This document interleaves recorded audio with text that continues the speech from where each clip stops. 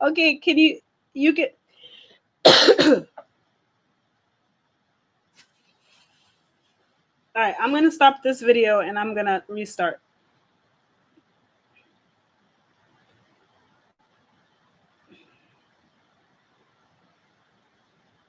All right. Hey, YouTube. We've been having some technical. Okay. We've been having some technical difficulties tonight. It's been really, really annoying trying to get everything together. So thank you for your patience. If you came on and you didn't see me, it was a mess. I was trying my best to get on and it just wouldn't let me. And I'm not going to cry about it because I know these things do happen. It's not perfect. Here we go. All right. So hopefully now we've got things situated. We've got Facebook on. There's no one on there yet because I had to turn it off and restart. And then, yay! Yay! You made it back. Awesome. Oh my gosh. Talking about challenging. Oh my goodness. Technical difficulties for days. But you know what? I am so appreciative that you guys were patient. You could have gone about your business, but you decided to come back and wait for me and all of that. And that just says that there's some love in the room. So can I get a heart? Send me a heart if you're loving on me right now, because I need some love. But I already feel the love because you came back. You waited for me and you came back. So that is awesome. Thank you so much. We're not going to deliberate too long because I don't want to keep you. All the technical issues have really messed with our timing and everything like that. But, you know, we're here and I'm grateful. I'm grateful for some love. This has been a ride tonight and I'm ready to take a nap after all that craziness. But at least we were able to get it connected finally. So how is your week going, Lane? I don't want to just skip through and start the book chat and ignore you. How has your week been? Harumi, thank you.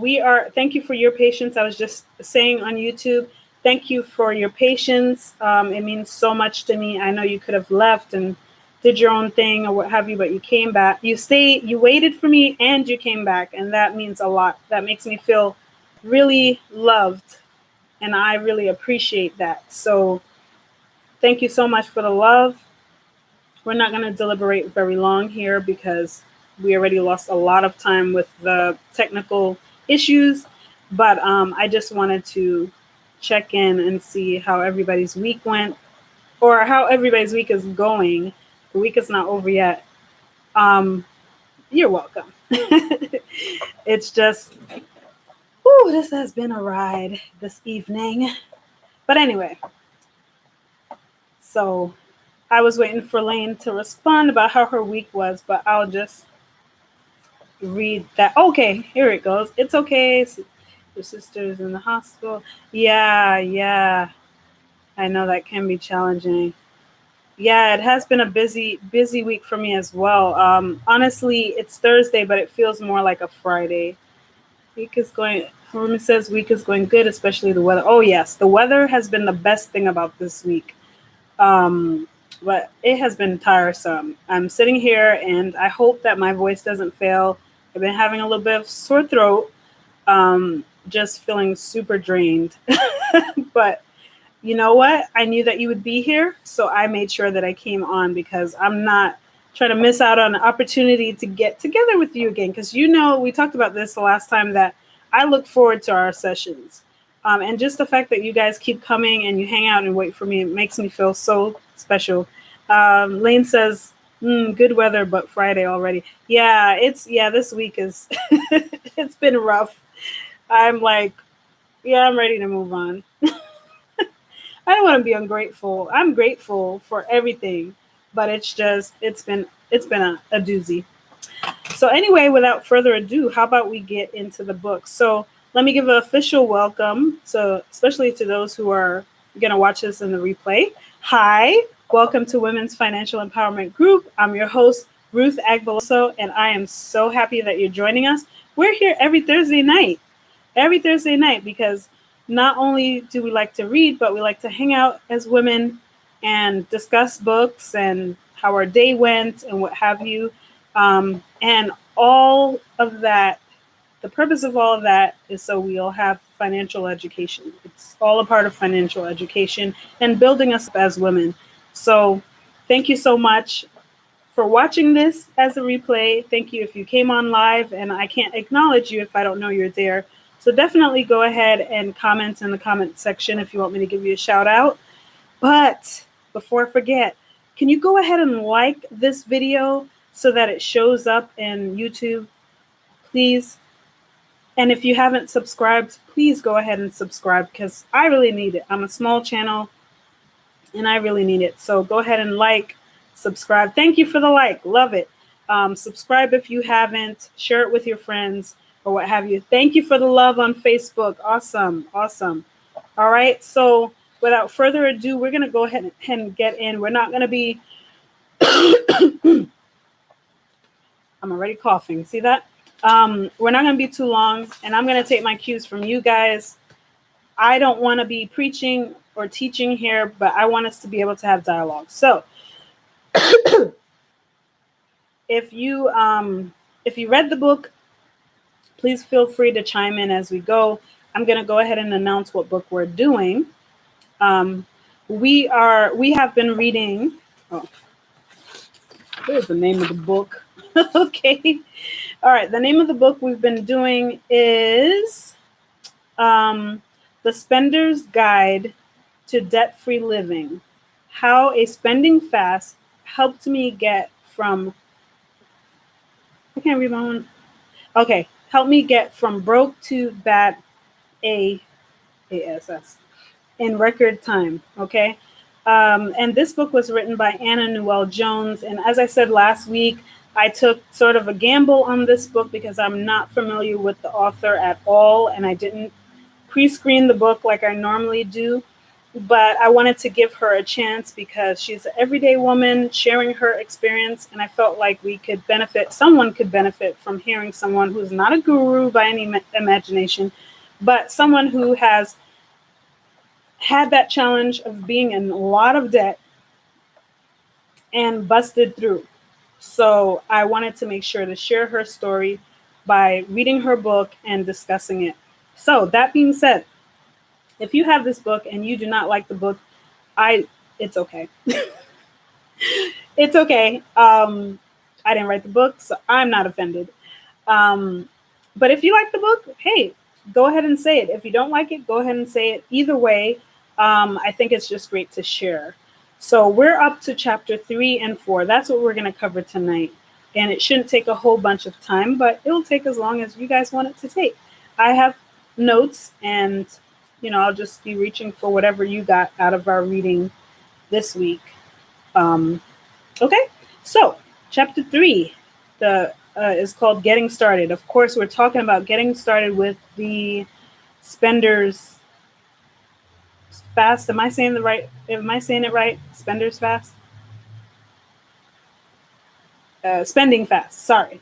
The Spending Fast. Thank you. Sorry, I had a brain fart for a second there. Brain fart. I don't know where I got that from. Brain fog for a second there. But anyway, so on the surface level, you may just be thinking, if you're not familiar with the book or what have you, might just think, oh, spending fast. Ooh, that's easy. Let me just not spend any money for a while. But through reading this book, I'm learning that there is definitely a process, and a spending fast is not for everyone.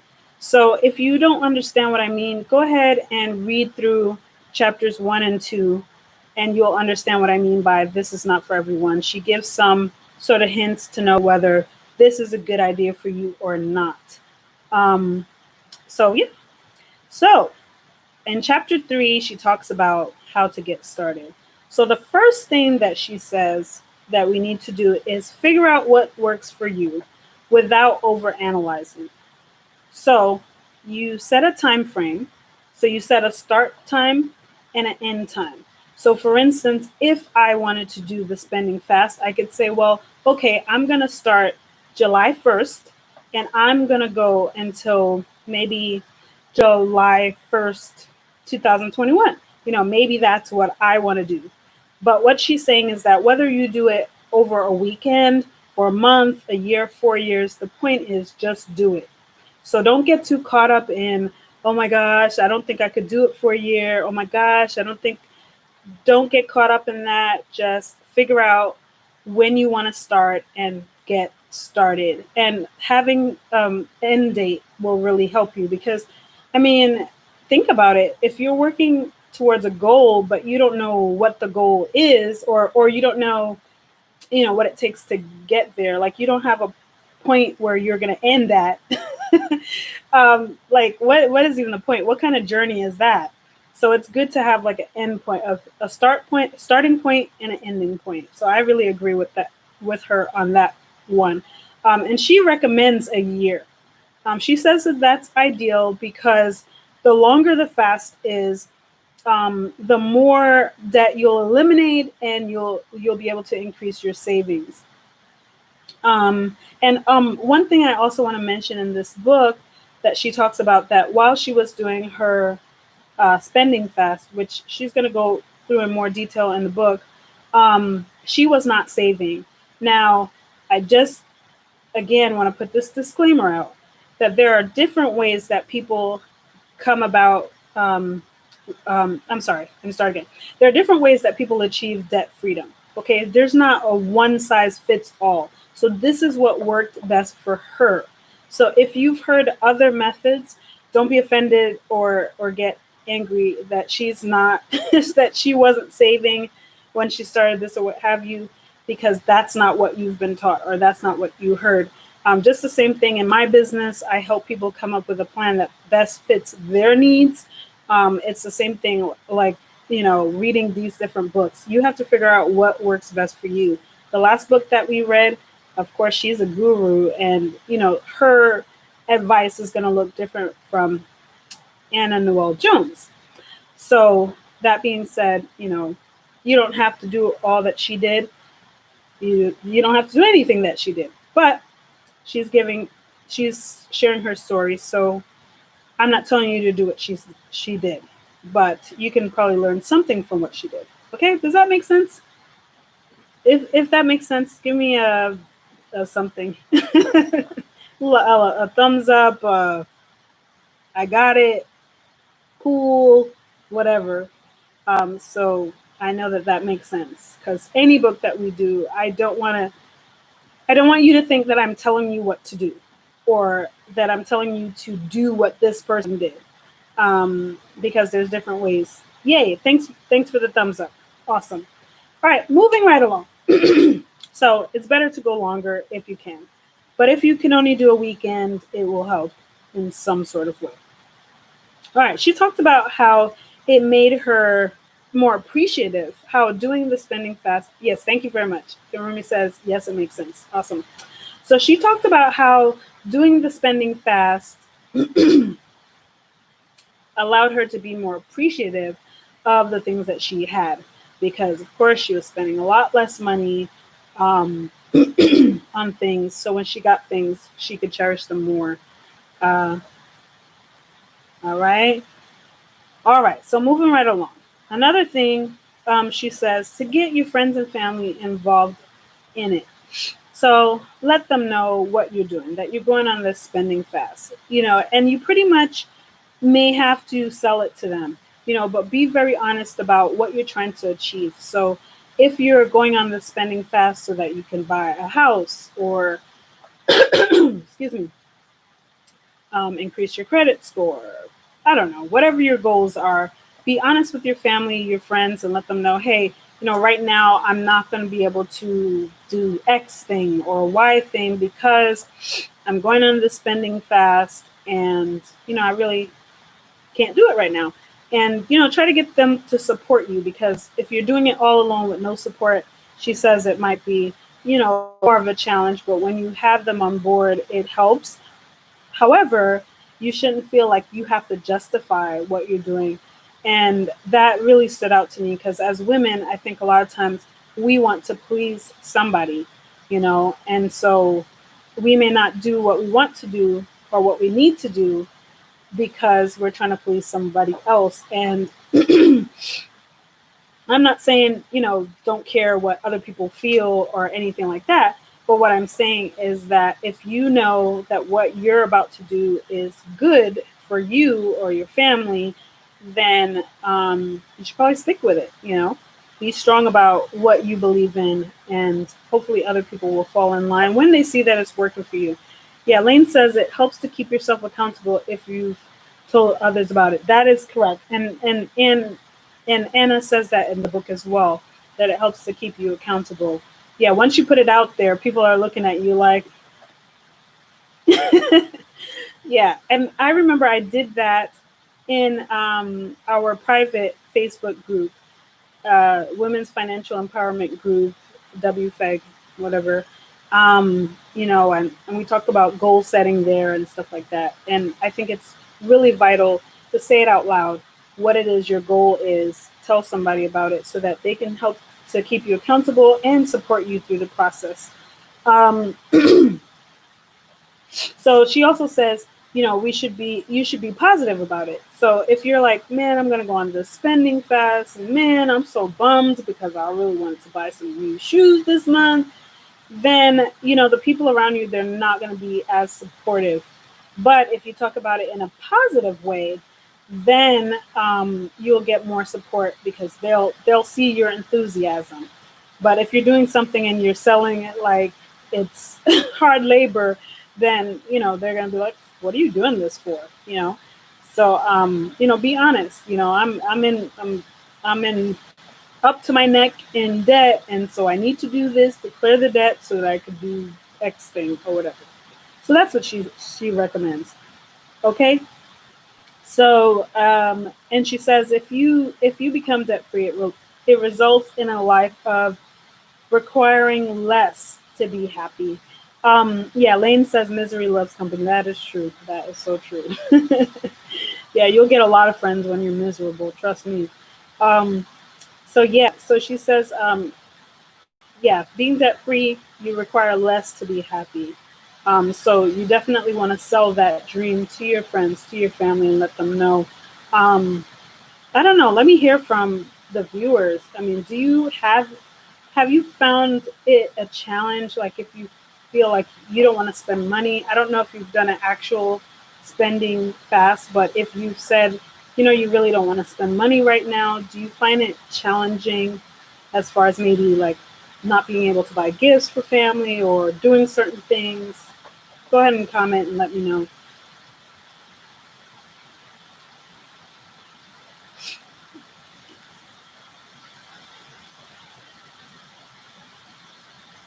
Okay. All right. While I'm waiting for your comments to come in, I'll go ahead and give mine. I definitely find it challenging. Still, even though I have a much better relationship with my money than I did in my past, but I still find it challenging to say no, especially when it's like a special occasion, like a birthday. I remember there were times when I just said, I'm not buying a birthday gift. Flat out, I'm just not doing it. But it was hard.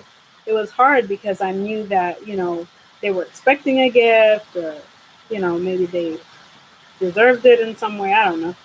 But I knew what my goals were. So I had to say, no, I can't do it right now. Or no, let's put it off. Let's do something else for now. I'll bake you a cake. Hiromi says it is challenging not to be able to spend for some pleasure. That is true. That is true. But I think, like what she says, it's all about self-discipline, right? Lane says, not really. It's easy for me to say no now, unless it's needed or it's dirt for my veggie plants. You got to get that dirt.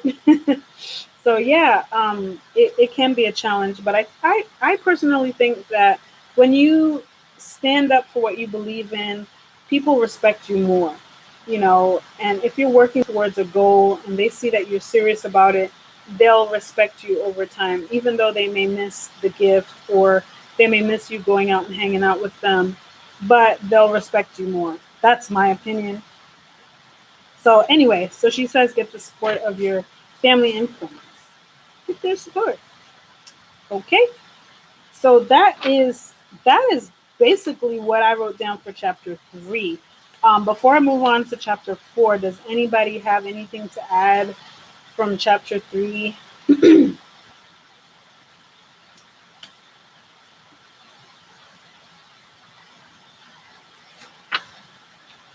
Okay. And okay, and she has a face. Okay, Elaine says, "I agree that people respect you more." Okay, awesome. Yep, you gotta stand. You gotta stand your ground. All right, and Anna has a Facebook page. I have not visited it, so I don't know what you're gonna find there. But she says that there's support there for you. So it's then and then we saved on Facebook, and that's also the website too. So like I said, I can't attest to what's on there. I have visited her website, but I can't really attest to what's on the Facebook page since I've not gone on there. I've been pretty busy, so sorry about that. But you can go on there, and if you don't like it, get off. Sorry, that was rude. No, if you don't really like what you see there, obviously you don't have to stay on her Facebook page, but you might want to check it out. I know that she collects testimonials of people who are having debt struggles and who want to work towards becoming debt free. I have in the audiobook, she shares all these different testimonies from different people that want to get out of debt. So I think that there's some worth there with people sharing their personal stories. All right, we're going to move on to chapter 4. All right. Um, so the name of chapter 4 the title is How Much Do I Really Owe? Ooh, boy. This one was a hot one. This one was a heavy one. And it was a very long chapter. So I've just pretty much wrote some notes, and she has like an outline that comes with the book. So if you haven't bought the book yet, get the book. You'll see the outline with it. And if you haven't liked the video yet, go ahead and like the video. All right, moving right along. So the first thing she says that you want to do is create a reverse budget. So what a reverse budget does is it tells you where is your money going. So yeah, that's what it does. It tells you where your money's going. Okay.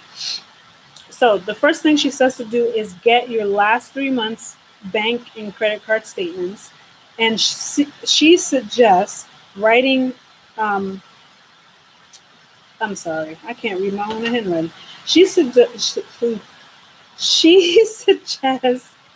writing everything, writing everything. So not just looking at the statements, but collecting all that information. You could do it on a spreadsheet, or you could do it in a notebook, or what have you, and have everything categorized. Report every single thing.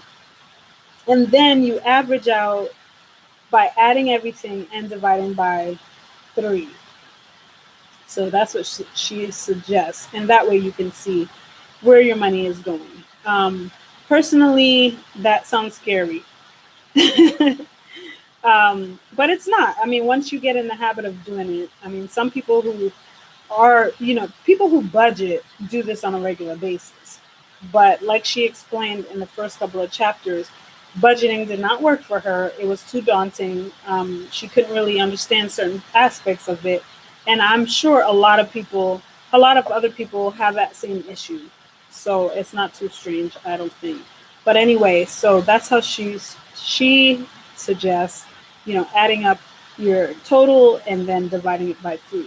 And then you get a good picture of how much you spend on a monthly basis. All right, so while you're doing this whole process, she says, note problem areas. So can you see where you are spending too much money?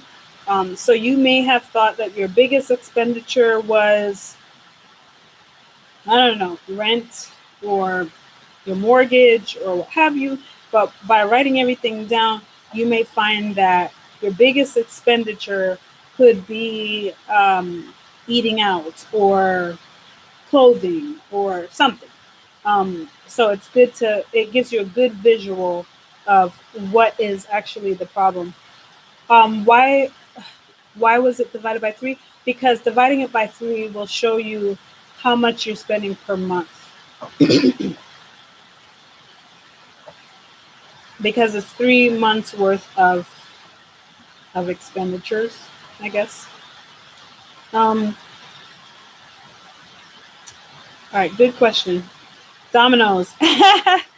Okay, that Dominoes got you. Yeah.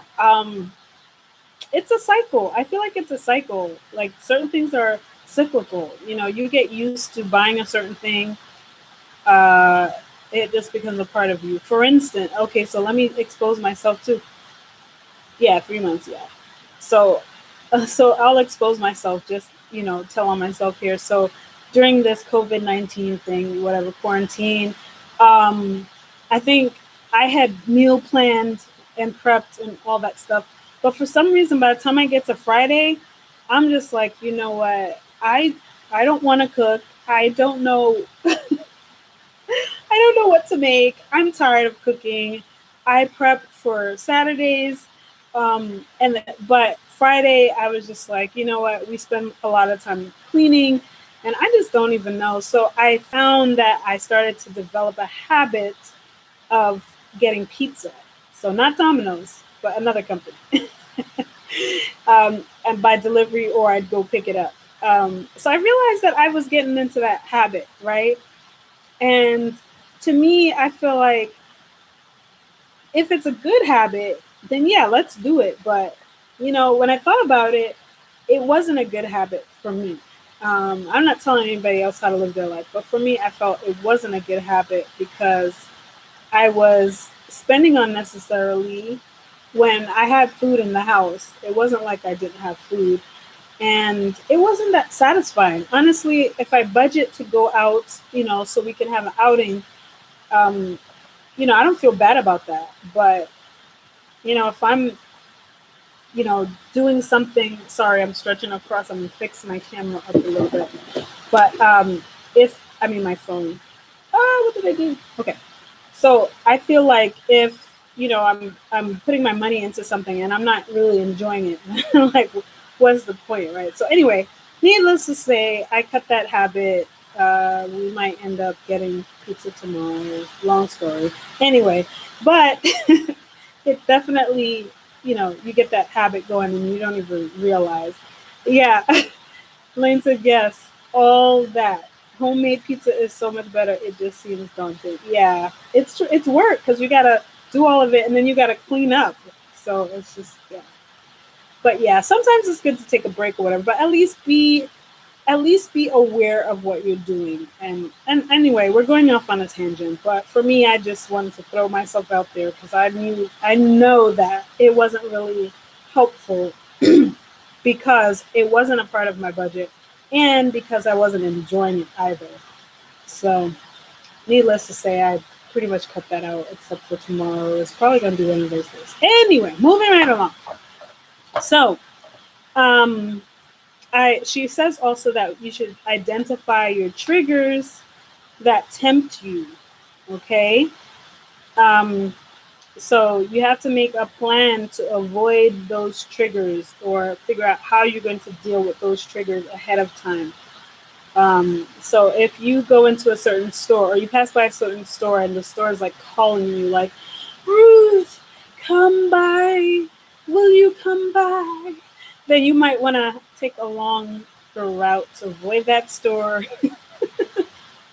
Once upon a time, that was Chick-fil-A for me. Thank God I cut that out. But yeah, I mean, it's just, yeah, that was my trigger. I always passed it. So yeah. Anyway, moving right along.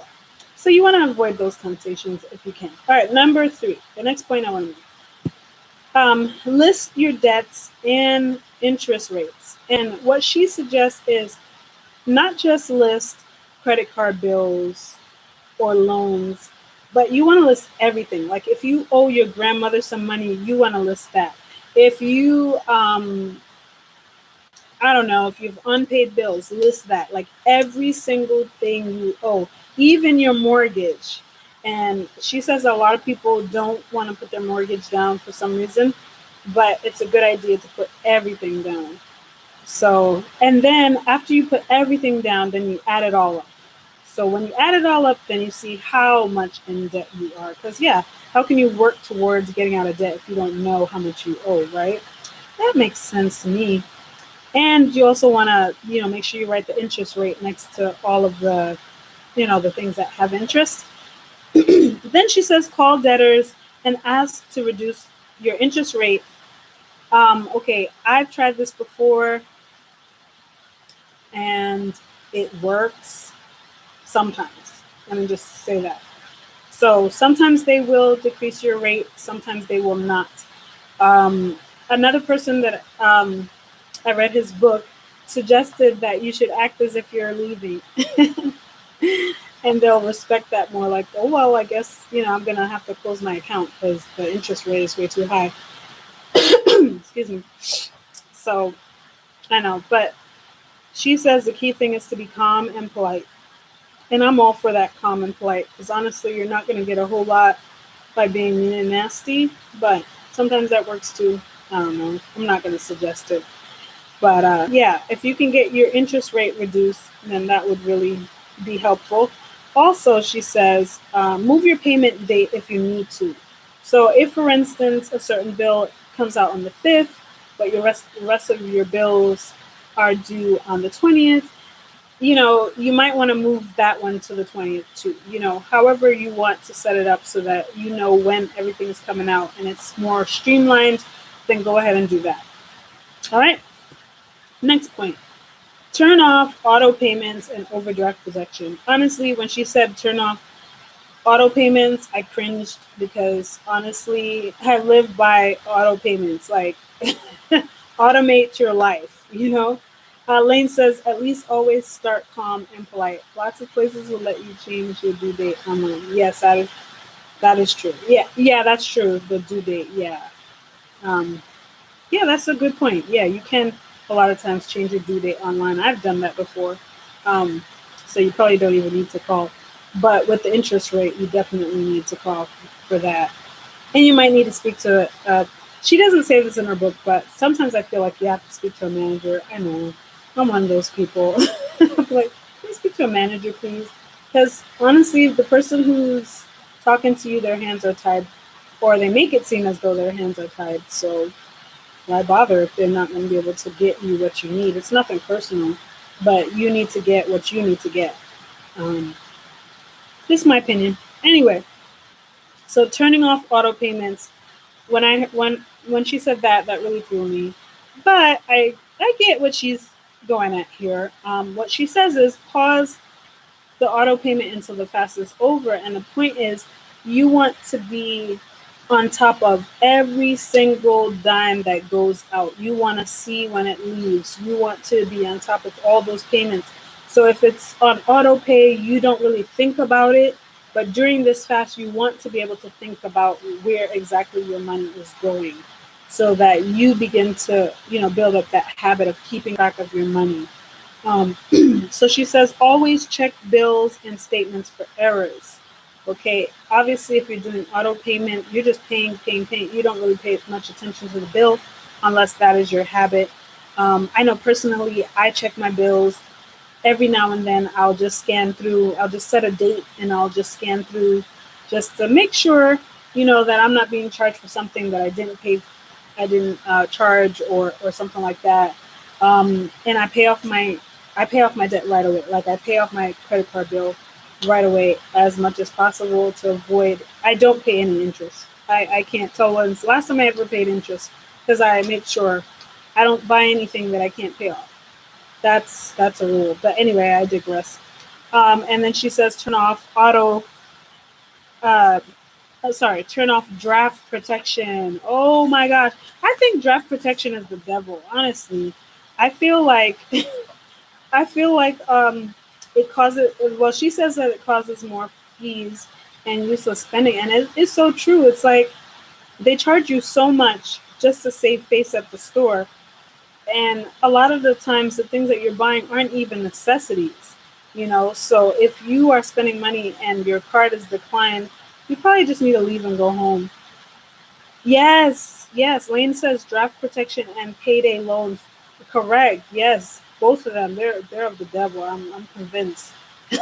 So the fees are so high, and for what? You know, like what are you doing this for? So I would definitely say I agree with her on that.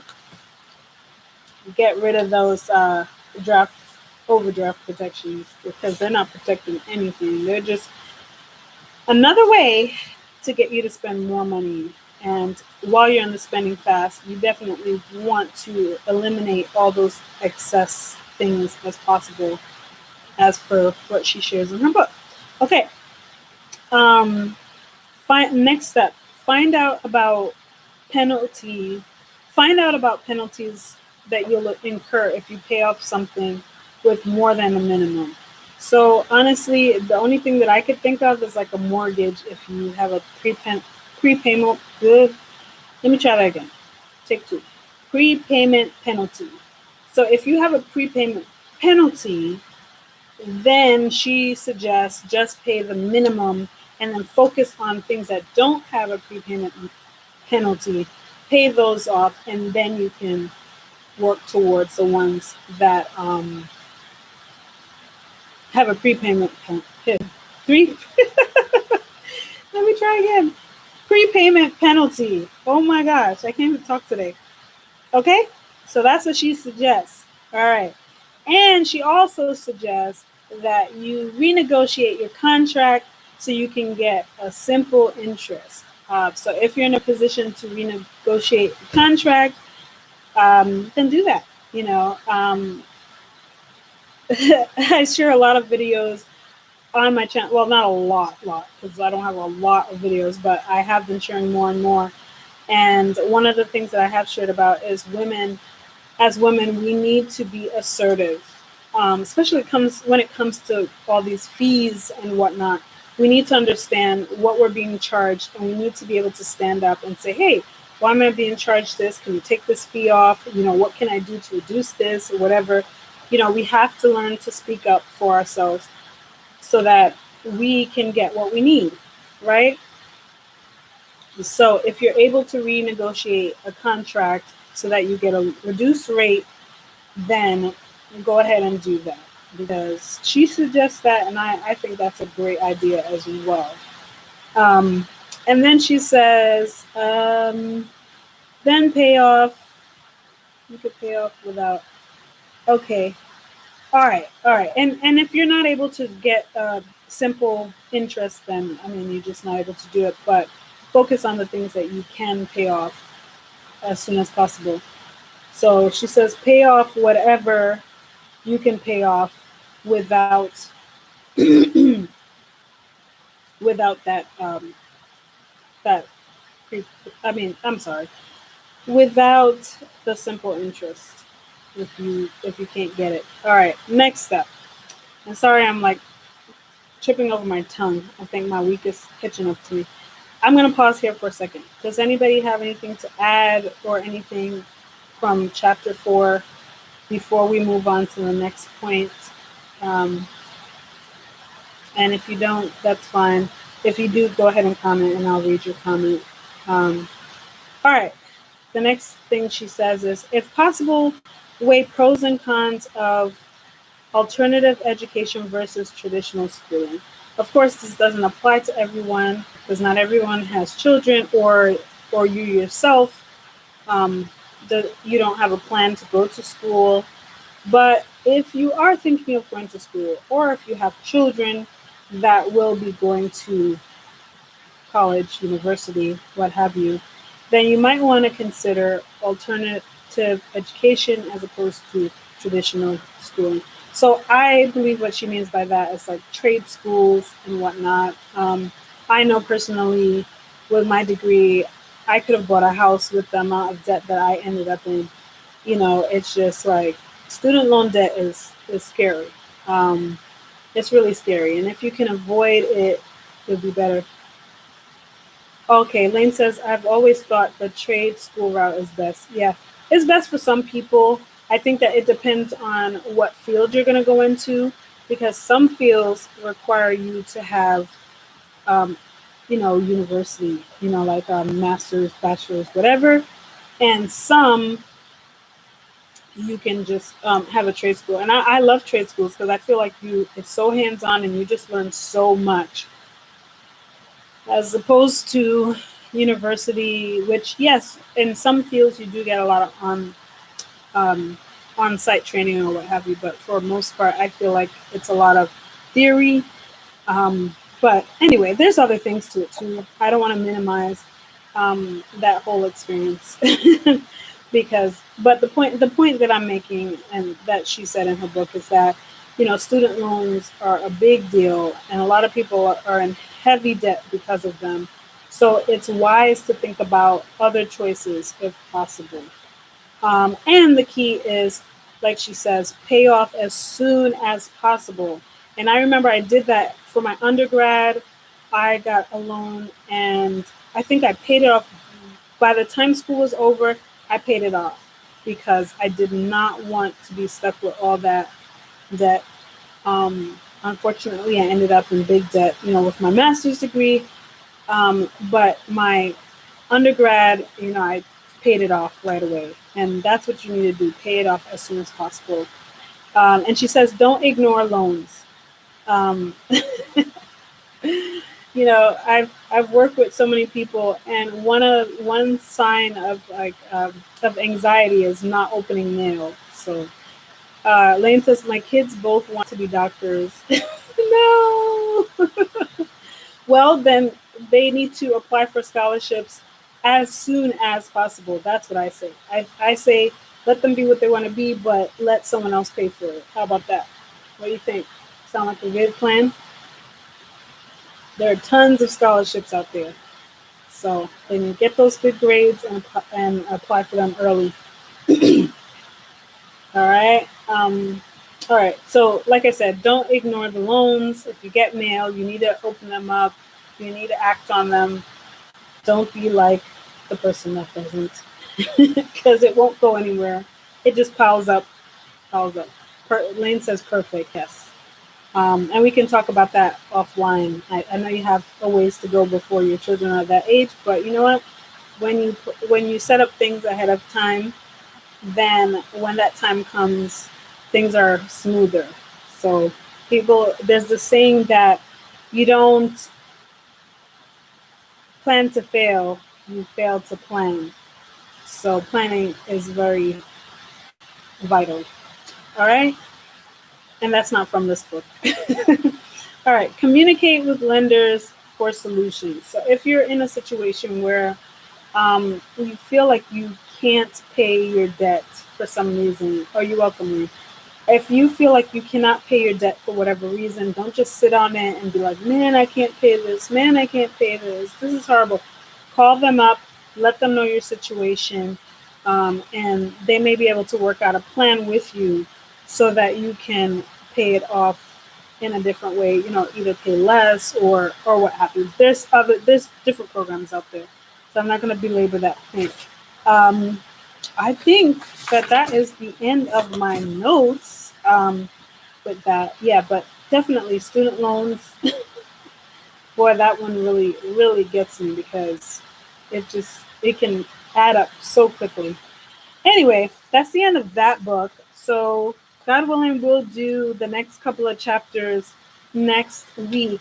If I find that I have read ahead a bit, but if I find that like the next two chapters are like super short, they're not like really meaty, then I think I might add a couple more chapters in there for us to discuss next week. So just pay attention to my posts on Facebook at Women's Financial Empowerment Group for an announcement about the next live chat, and then I'll put in there the details. So read it, and then you'll see what chapters we're going to do. Again, let me repeat what this book is for anyone watching the replay. If you're curious and you want to read along. We are reading The Spender's Guide to Debt Freedom, Living. Sorry, that's not what it says. Sorry. The Spender's Guide to Debt Free Living, How a Spending Fast Helped Me Get from Broke to Bad AS, whatever, in record time. And this is written by Anna Newell Jones. Okay.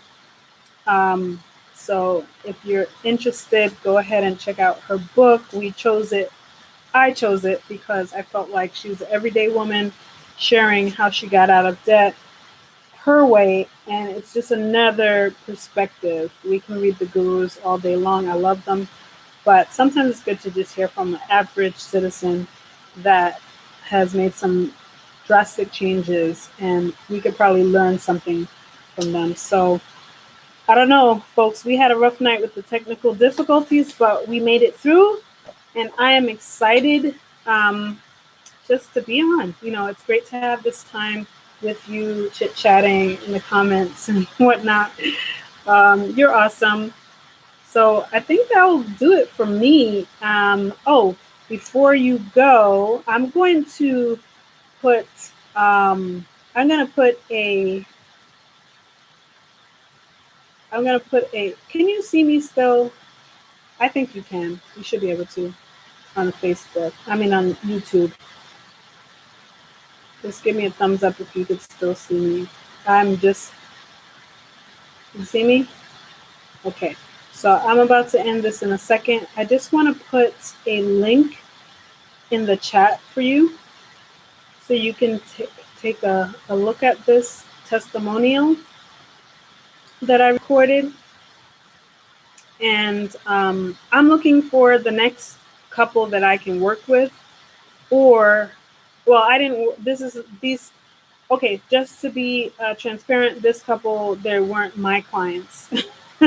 but the wife is a member of my private group. So I just want to share this for anyone who's watching and they want to, just have somebody to refer to when it comes to debt freedom. I think that, not everybody watching is trying to achieve debt freedom, but a lot of people are, because we all know that debt is like a huge thing in this country, right?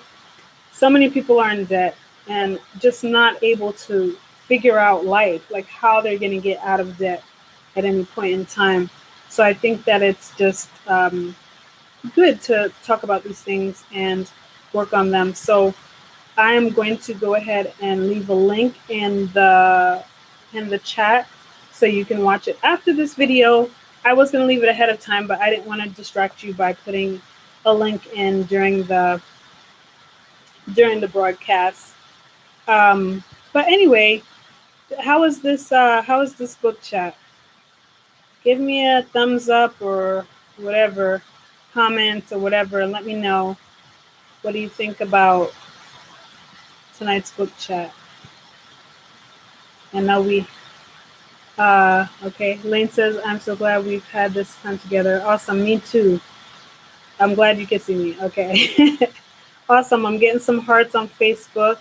Love you so much. Thank you so much for hanging in with me. I'm new still to this whole thing, and sometimes I don't always get it right, but I'm working on it, and I'm getting better, and I'm excited about that. Okay, so for Facebook, I cannot really get the link in there until after I end the live, because if not, it will pause the live. So what you can do is just go to Women's Financial Empowerment Group, and you'll see the video that I posted yesterday, I believe. It's an interview with a couple that achieved debt freedom. Thank you. Lane says it was a great chat. All right, ladies, I'm going to let you go. This was wonderful. See you next Thursday night, God willing. Let's pray that everything runs smoothly and we don't have any trouble getting on. I'm going to even get on early like I did 2 weeks ago, just to be on early, and hopefully it all works out well. All right, so that's it for me. Have a good night. God bless you. You're welcome, Harumi. Take care. Bye-bye.